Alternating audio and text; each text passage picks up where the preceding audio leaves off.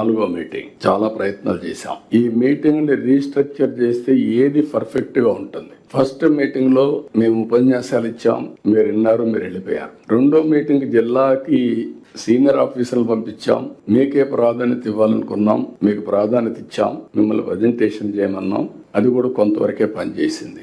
ఈ మీటింగ్ కి 7 గ్రూపులుగా 8 గ్రూపులుగా డివైడ్ చేశాం. ఏవైతే 10 ప్రిన్సిపల్స్ గవర్నమెంట్ ఒక ఐడియా పెట్టుకున్నాం. పేదరిక నిర్మూలన, జీరో పవర్టీ, అదే సమయంలో employment, human resources development, agritech, water security, logistics, లేకపోతే ప్రోడక్ట్ పర్ఫెక్షన్, స్వచ్ఛ ఆంధ్రప్రదేశ్, అదే సమయంలో deep technology and all walks of life. ఇవన్నీ పెట్టుకొని మనం టాప్ 10 ప్రిన్సిపల్స్ పెట్టుకున్నాం. ఈ మీటింగ్లు కూడా అదే. మరి ఇంకొక పక్క గ్రీన్ ఎనర్జీ కూడా.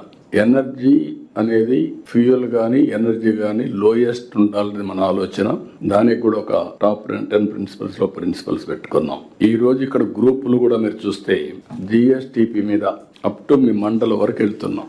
ఈ రోజు ఇవి చేయడానికి మళ్ళీ భవిష్యత్తులో 3 నెలల తర్వాత ఎత్తుక్కునే పని లేకుండా ఎక్కడికక్కడ కేపీఐస్ తయారు చేశాం. కేపీఐస్ అన్ని రియల్ టైంలో మీరు అప్డేట్ చేస్తే మీ డాష్ బోర్డ్ చూసుకుంటే వేర్ ఆర్ యూ అనేది, పరీక్షల్లో పాస్ అవుతారా లేదా, ఇంకా ఎంత కష్టపడాలో మీకు ఐడియా వచ్చేస్తుంది.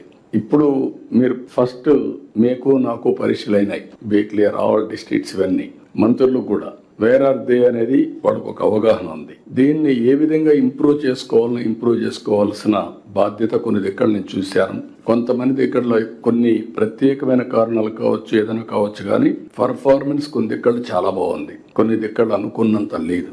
ఫోకస్ చేస్తే ఇది సాధ్యం. సమస్య ఉందనుకుంటే మాత్రం మనకు ఫలితాలు రావు. ఆ విషయం మీరు గుర్తుపెట్టుకోవాల్సిన అవసరం ఉంది.